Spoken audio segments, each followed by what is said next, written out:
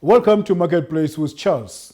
Marketplace is brought to you by Art of Skincare, the company that brings out the beauty in you. And Kuwisa Lodge, where dreams do come true, from deep in the heart of Mabalingwe Nature Reserve. As well as Grace Farms, your #1 daily fresh produce. I am Charles Ngobeni. On Marketplace, we empower and equip you with tools that you need to achieve entrepreneurial dreams. Each week we bring you insight from experts in different fields of business, from men and women of great stature. Today we meet a CEO and a founder of Kicks Sportswear, a township entrepreneur developer and an accredited business advisor. Well, welcome Mr. Sammy Mhaule with me in your home, hotel room, or wherever you may be watching these episodes from today. Doing research on my guest, I could not help but admire the spirit of dedication to purpose that is the mother of achievement. My guest is quoted as having said, and I quote, "Hope and dreams are not for the selected few, but for all those who work hard and believe in their dreams, even though we all have fears." This message is the effect that anybody who pays attention can see their dreams come true. Even during this time of pandemic, opportunities are still knocking at the doors of each and every one of us. Well, it's up to you what you do with this opportunity, because success, it is at the doorstep. Sammy. Thank you so much for having me. You know, I love working with young guys, and I hope you have got the same passion for the young guys too. I do. I mean, I do a lot of work with an organization called T, which we develop township entrepreneurship within Tembisa, Soweto. We've been everywhere. It's something that I'm very passionate about. When you start on the foundation of making sure that our youth as well as young people are learned as well as skilled, that's where it starts from, in making sure that the legacy lives on to the next circle. Oh, so you want to leave The legacy. the legacy to the next circle. That's it. So you never want to die in your life. I would love to die peacefully, but the sad thing that could happen is that, when you leave this earth, you have not fulfilled your purpose. And I call it the right to war. When you talk about the right to war, you're talking about the ability to connect to your purpose, what God intended you to be. So that means you don't die early and live on earth without you fulfilling that. What is right to war is, think about a soldier that's going to war. They would have to literally base themselves in understanding their enemy, understanding where they're located, have the right weapons, almost like that with your purpose when you connect it to your entrepreneurship as well. You have to understand the space that you're going into and understand the fourfold that is driving the entrepreneurship. And for me, I have been driven by 3 keys, which is your consistent, clear, and being have clarity. And having clarity of an understanding as to why you're starting that business and how long you're going to drive it, because not all businesses are meant for you to run it forever. Some businesses are franchise models, some businesses are meant for you to sell. And having that consistent behavior within your business, in understanding that you're maintaining the same behavior for your customers as well as your suppliers, your key stakeholders, as well as being clear. And when I talk about being clear in understanding your vision, your purpose, how do you connect that right toward your clarity? And most of the entrepreneurs, they get to the growth of their business and not understanding their clarity. You find that an entrepreneur now is looking for money in the midst of the growth stage of their business. That tells you that an entrepreneur didn't do their homework, they haven't been clear. I call them my 3 C's that helps me, being driven in entrepreneurship. Can you summarize your 3 C's? So that is being consistent, clarity, and being clear. And all of those, they help me move forward as an entrepreneur. And when you understand all those 3 C's as an entrepreneur, you know what to do and how you drive your purpose as well as your calling. Let's talk about your brand now. Yes. Which one is your brand, and what does it stand for? So I started a brand called Kicks. Kicks Sportswear. We started Kicks just before lockdown. And the idea behind Kicks, as you hear the word, says Kicks, right? And it was out of passion and looking at the brands that are available in the market, that they're actually targeting people that are ready-made. So that means you already have your muscles, you're already fit, you know what to do at the gym, you don't need any help. But what Kicks does, we want to target the people that are already struggling with their weight issues. We want the people that think they're not perfect, to take them into a journey. When we say kicks, the word itself, we say kick your failures, kick your low self-esteem, kick your shortcomings. It's almost like a motivation to get people started into their journey into going to gym. And when we end it and we say with our tagline, you got this, we know that you can do it regardless of where you are. And most importantly, people that are from townships, those are the people that are not attractive in the market. Those are the people that we see them as attractive, that if you're struggling with your weight issues, we want to take you in a journey, work with us, because we believe that each and every individual, you got it. You're a township entrepreneur developer. Yes. How do you get this right? And how do you do it? It's passion more than anything, and the ability to be on the ground. You could never identify as well as understand how to develop entrepreneurship in a township without you being on the ground. 80% of my time, I hold my business meeting in a township. There's a couple of places that I like to go, whether I'm in Tembisa, whether I'm in Katlong, whether I'm in Soweto, because I believe that the moment we spend time in understanding different sets of business in a township and understanding the entrepreneurs that are behind the business, what are they lacking, what drives them to do this in the business that they do, that's where we understand. But most importantly, when we tap into the entrepreneurship level where young people, they don't know what they do, that is a beautiful space to enter into, because there you can literally mold and shape and literally guide the entrepreneur into the right direction. More and more you find that entrepreneurs are there in the township, but because they don't know yet, they don't know that they've got a calling. You step in, you almost provoke that calling within them. Wow, that's so profound. Thank you. You know, the way you look, the way you talk, it's as if you lived in UK.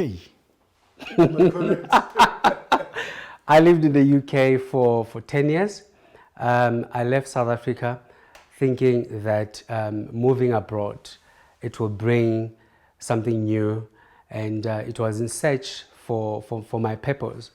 And when I got in the UK, I worked for a couple of companies, but because I'm called to be an entrepreneur, I then soon started a property company where I was buying and selling properties. And when recession happened, 2009, I lost everything. I lost all the properties that I had. By 2008, I had 9 properties. All of those I lost. And it was almost the same time when World Cup was coming to South Africa. So when World Cup was coming here, for me, it was very easy and very obvious that people will be sleeping somewhere, whether it's a B&B, whether it's a hotel. While they're there, they will consume a beverage, hot or cold, non-alcoholic. We then developed Skyroll Twist to be a household brand available on all retailers, and we've created so many jobs out of that. And I believe that it's so important that we allow one business to thrive before you start another one. And there's nothing wrong to have multiple revenue streams. But for me, if I invest all my energy into one that works, I mean, from that one tree that I have started 2009, it's now giving birth to Kicks. And out of Kicks, we're not being funded by anyone. We're not asking anyone for money. We're moving money that we've made from one company to another. It's almost like you're creating a fund that allows another company to exist. Are you trying to tell me that you saw or found hope in South Africa more than in the UK? What it is for me is I was very obsessed in understanding how the system works in the UK. And my frustration before I left the UK was, what is it that I'll be bringing to South Africa or Africa? I'm passionate about changing the way people think in Africa. And when I sat and think was, why do we have more than 10 brands that are coming into Africa that are sports? We don't have a sports brand that is from Africa to the world that's competing on the same level as these brands. And that really literally bit me. And I said, we do have people that are doing tight fits, t-shirts, but why are we not competing at the same level? Does that mean that we're not competent to do those level product and at the same level? And that's where it started for me. Let's talk about your challenges when you started your business here in South Africa, especially that you are coming from the UK, and I presume that you came with only a bag of clothes. Yeah. Especially that you had lost everything. Yeah. What challenges did you have to go through? So I think the first thing, the moment you land, everybody thinks you've got the money. Yeah. They don't necessarily think that UK is another country where you had to work, you had to save. Almost similar system that works. The moment you enter into business, you're almost 5 years behind, because Africa as a whole, it's accelerating beyond belief. And I had to literally start to knock at those doors. And I remember one retailer that we started to knock on, it took us 2 years to have our product there. And also that belief that, black people are not capable is still a shock or a gobsmack factor for people to believe that a black person can do a product that is compliance, that can literally compete at the same level. We've actually had to spend a lot of time and energy marketing, convincing people that actually our product is made locally, because nobody believes that, because we've got that inferior complex of not wanting to believe that we're capable, we can do it. We don't think we've got resources. Up until you do the research, you would understand that actually if Africa can start to cooperate with other countries, we've got everything in Africa. Here's a young man, an entrepreneur, just got the funding. What's next? Do you know what? I'm a great believer of, I'm anti-funding, put it that way.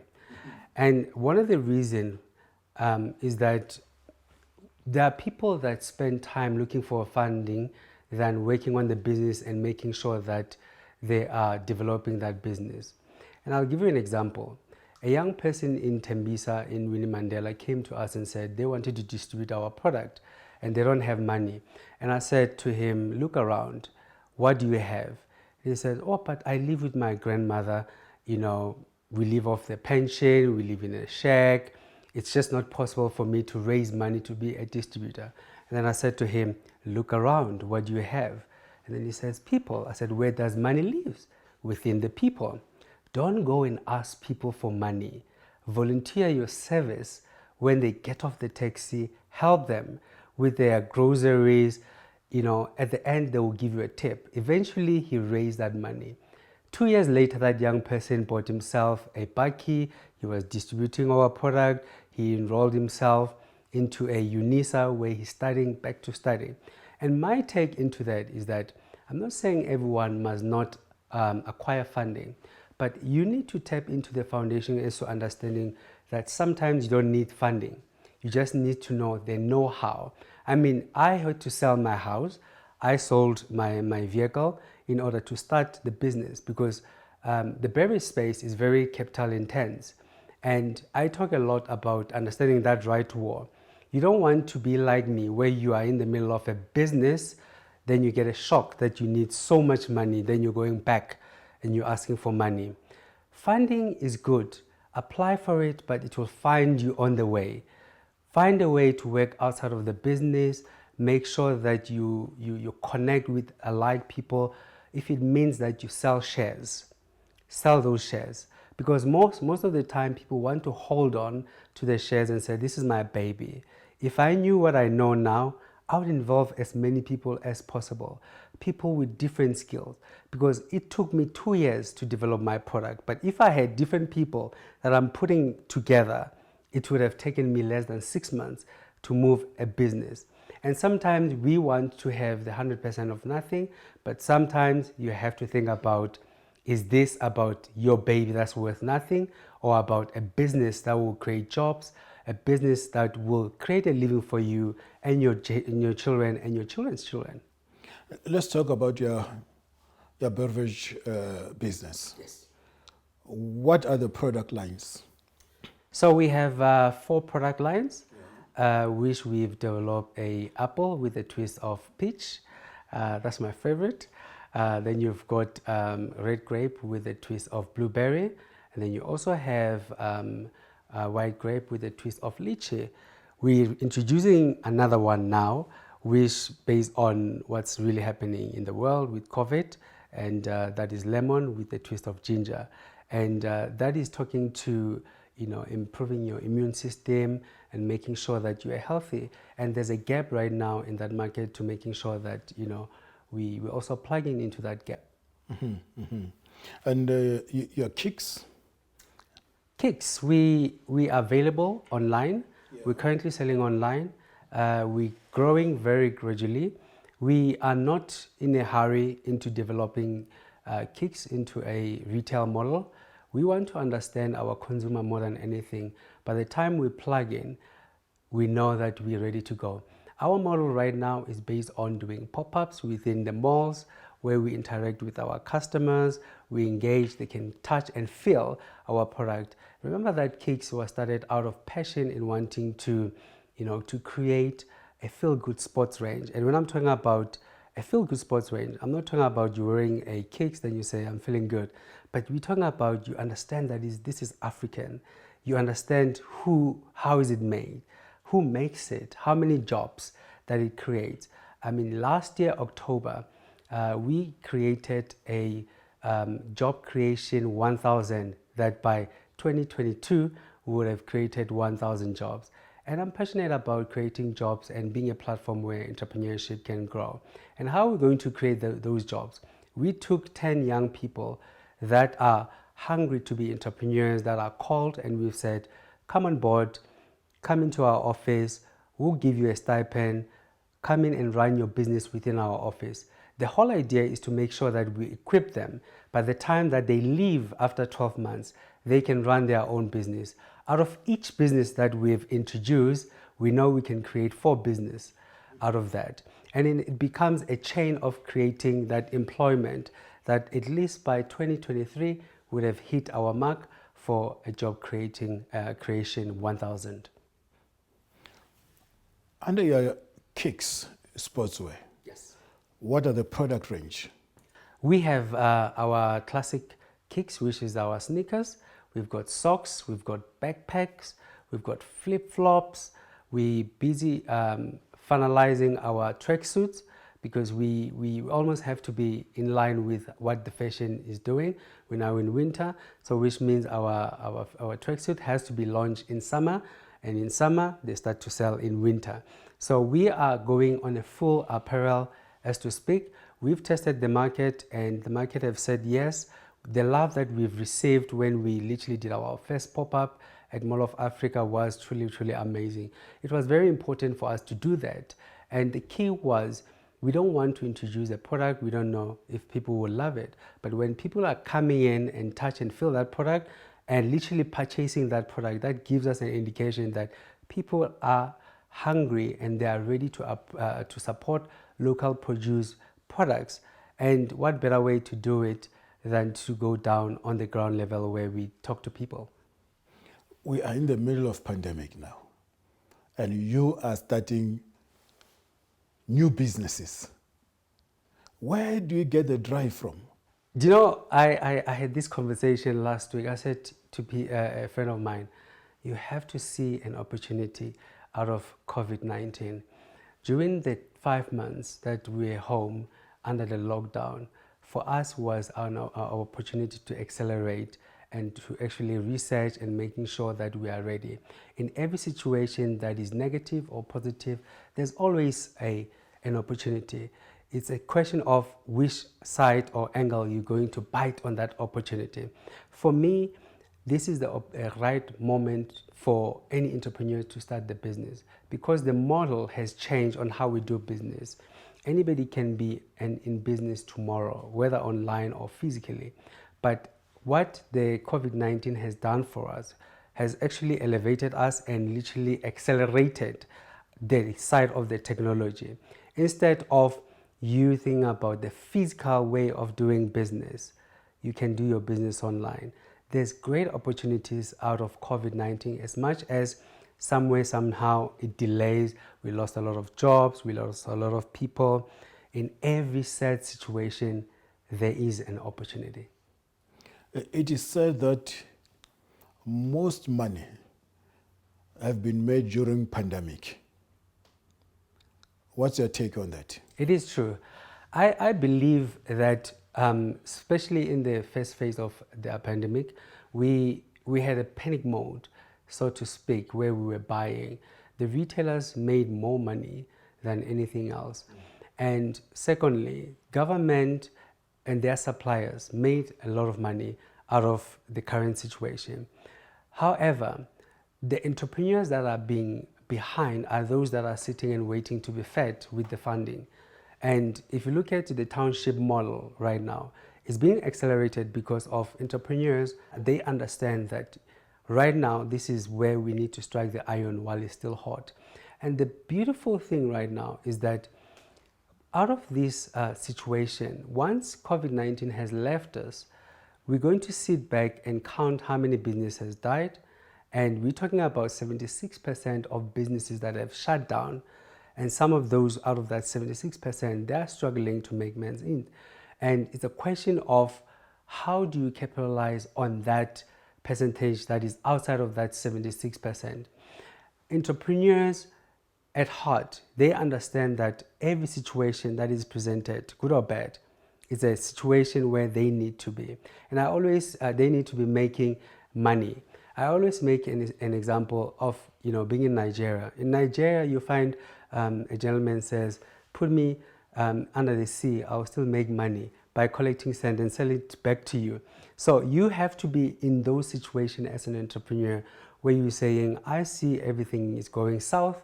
How do I make sure that I drive my business to north and still be able to make money? A lot of jobs have been lost, but out of that, when the job is lost, it's an opportunity for someone to start a business. Just about yesterday, I was in Tembisa. 4 restaurants have been opened in Tembisa, and they are making money. Out of what? Out of the situation that is happening. Somebody has been laid off. Now they're sitting with this UIF money. They're saying, what do we do? And one of the guys that approached me and to help and guide the business, I said to him, you need to make sure that you're not doing this because of money, because you are out of job. You need to make sure that you are aligned with your purpose. If you're not an entrepreneur, that's fine. We're not all of us called to be entrepreneurs. We have to understand that. It's almost like those companies that are already running. Sammy comes in and run that company. I might be that CEO that runs that company. It does not make me an entrepreneur, but it makes me an entrepreneur because I'm coming into a business that exists. But everybody that starts a business, that does not mean that we are all called to be entrepreneur. We're just finding that opportunity to use out of COVID-19. Another friend of mine quit her job. She's starting a nappy business where she will be supplying nappies to the market because there's a gap within the market.